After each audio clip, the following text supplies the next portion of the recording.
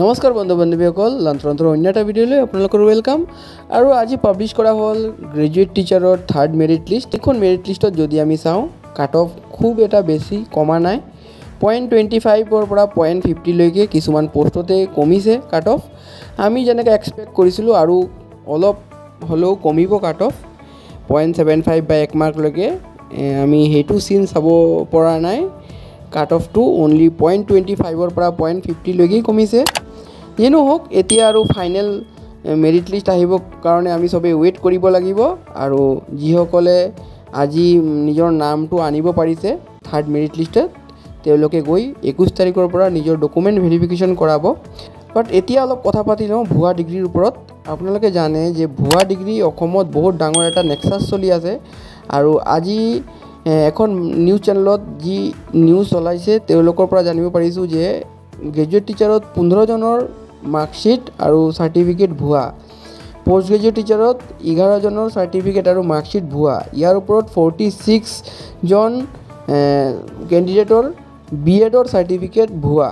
ঠিক আছে, এইবোৰ চাৰ্টিফিকেট তেওঁলোকে মধ্যপ্ৰদেশ আৰু বেলেগ বেলেগ প্লেচৰ পৰা ষ্টেটৰ পৰা বনাইছে। চ' এইবোৰৰ ওপৰত এতিয়া CIDৰ তদন্ত হ'ব। যদি CIDৰ তদন্ত হয় তেনেহ'লে গভমেণ্টক মিছলিড কৰাৰ ওপৰত এটা কেছ হ'ব। মানে কেণ্ডিডেটজনে গভমেণ্টক মিছলিড কৰিছে, এইটোৰ ওপৰত তেওঁৰ ওপৰত কেছ হ'ব। সেইটো এটা ভাল, অলপ এইবছৰ ভেৰিফিকেশ্যনটো অলপ ভালকৈ হৈছে। আৰু যি নহওক, এতিয়া গভমেণ্টৰ কাম গভমেণ্টে কৰিব। বাট ফাইনেলি এতিয়া আমি থাৰ্ড মেৰিট লিষ্টৰ ভেৰিফিকেশ্যনৰ কাৰণে আপোনালোকে ৰেডি হওক। আৰু ইয়াৰ পাছত মেবি ছেপ্টেম্বৰৰ লাষ্ট উইকত ফাইনেল মেৰিট লিষ্টখন আহি যাব। আজি এবাৰ ৰাতি লাইভ আহিম আপোনালোকৰ লগত। আজি অহা মেৰিট লিষ্টৰ ওপৰত অলপ ডিছকাছ কৰিম। আৰু নেক্সট টেটকাম ৰিক্ৰুটমেণ্টৰ কাৰণে আপোনালোকে কিদৰে প্ৰিপেয়াৰ কৰিব লাগিব আৰু কেতিয়া টেটকাম ৰিক্ৰুটমেণ্ট হ'ব এই সম্পৰ্কেও আমি অলপ আলোচনা কৰিম।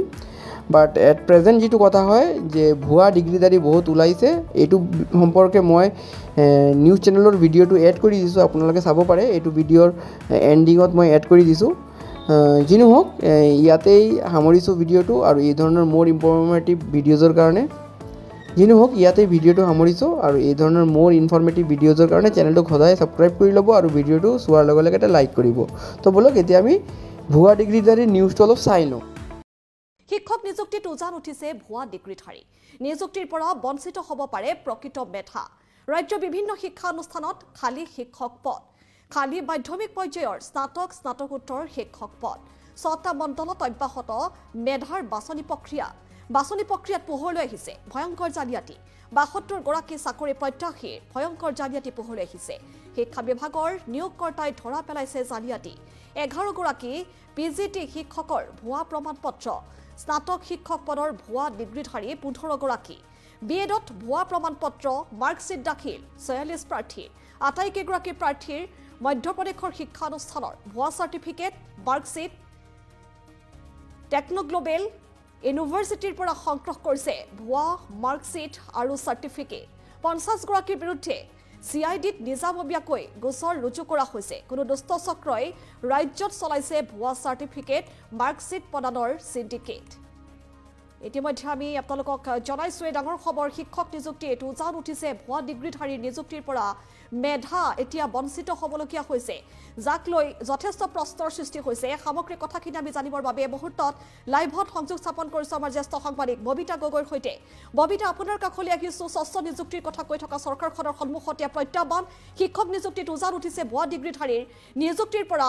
প্ৰকৃত মেধা যে বঞ্চিত হৈছে তাৰ এখন জ্বলন্ত ছবি ইতিমধ্যে আমি দাঙি ধৰিছোঁ। গতিকে আপোনাৰ পৰা বিস্তাৰিত খবৰ ল'ব বিচাৰিম ববিতা। হয়, দেখিবলৈ পোৱা গৈছে যে ৰাজ্যত এতিয়া উজান উঠিছে ভুৱা ডিগ্ৰীধাৰীৰ। আৰু যি দেখিবলৈ পোৱা গৈছে ৰাজ্যৰ বিভিন্ন শিক্ষা অনুষ্ঠানত খালী হৈ থকা মাধ্যমিক পৰ্যায়ত স্নাতক আৰু স্নাতকোত্তৰত শিক্ষক পদৰ যি খালী হৈ আছে সেই খালী পদত আচলতে নিযুক্তিত এই ভয়ংকৰ কেলেংকাৰী সংঘটিত হৈছে।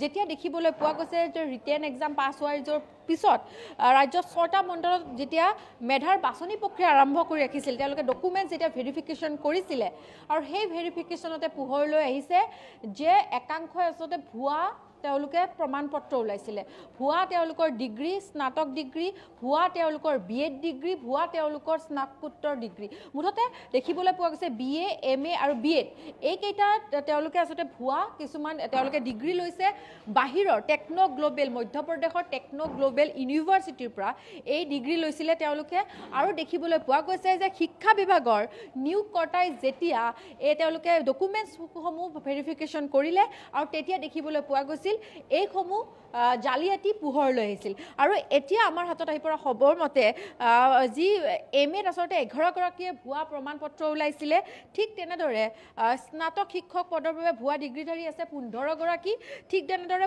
বিএডৰ ভুৱা প্ৰমাণপত্ৰৰ মাৰ্কশ্বিট দাখিল কৰিছে প্ৰায় 46 জনে মুঠতে তেওঁলোকে অতি সূক্ষ্মভাৱে তেওঁলোকে এই প্ৰমাণ যিসমূহ তেওঁলোকে চাৰ্টিফিকেট দিছে সেইসমূহ সূক্ষ্মভাৱে তেওঁলোকে পৰীক্ষা কৰিব লগা হৈছে কাৰণ যদি তেওঁলোকৰ কিছু আচলতে গাফিলতি ৰৈ যায় তেতিয়াহ'লে এগৰাকী মেধাক বঞ্চিত কৰি এনেধৰণৰ ভুৱা চাৰ্টিফিকেট দিয়া শিক্ষকে আচলতে নিযুক্তি লাভ কৰিব আৰু এই ক্ষেত্ৰত দেখিবলৈ পোৱা গৈছে যে CIDয়ে তদন্ত কৰি আছে মুঠ CIDয়ে 50 গৰাকীৰ এনেধৰণৰ জালিয়াতি জালিয়াতিৰ তথ্য লাভ কৰিছে আৰু CIDয়ে তেওঁলোকক আচলতে পৰ্যায়ক্ৰমে সেই সকল শিক্ষকক তেওঁলোকে তলব কৰিব আৰু এটা কথা যে কেৱল টেকনো গ্লোবেল ইউনিভাৰ্চিটি নহয় আৰু কেইবাখনো ইউনিভাৰ্চিটিৰ পৰা এনেদৰে ভুৱা তেওঁলোকে প্ৰমাণপত্ৰ উলিয়াইছে দেখিবলৈ পোৱা গৈছে শিক্ষক নিযুক্তিৰ এই যি শিক্ষক নিযুক্তিৰে কেৱল এই জালিয়াতি নহয় দেখিবলৈ পোৱা গৈছে যিসকল টিউটৰৰ পৰা যিসকলে শিক্ষক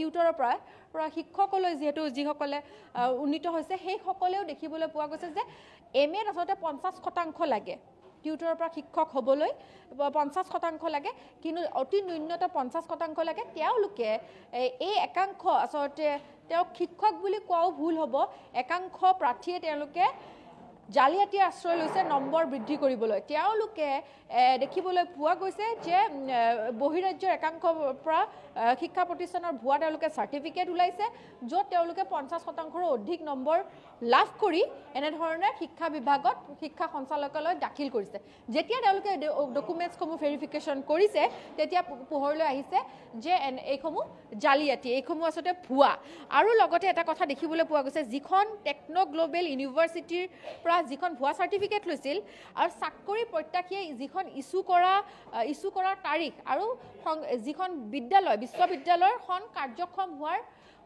হোৱাৰ পূৰ্বৰে হয় যিসমূহ তেওঁলোকে চাৰ্টিফিকেট দেখুৱাইছে এইখন বিশ্ববিদ্যালয়খন কাৰ্যক্ষম হোৱাৰ পূৰ্বৰ হয় অৰ্থাৎ কেনেধৰণৰ জালিয়াতি হৈছে কিন্তু এটা কথা নিশ্চিত ইয়াৰ আৰত এটা চক্ৰ আছে দালাল চক্ৰ আছে সিন্ডিকেট চক্ৰ আছে যি চক্ৰয়ে আচলতে একাংশ ৰাজ্যৰ এনেধৰণৰ চাকৰি প্ৰত্যাশীক তেওঁলোকে ভুৱা চাৰ্টিফিকেট যোগান ধৰিছে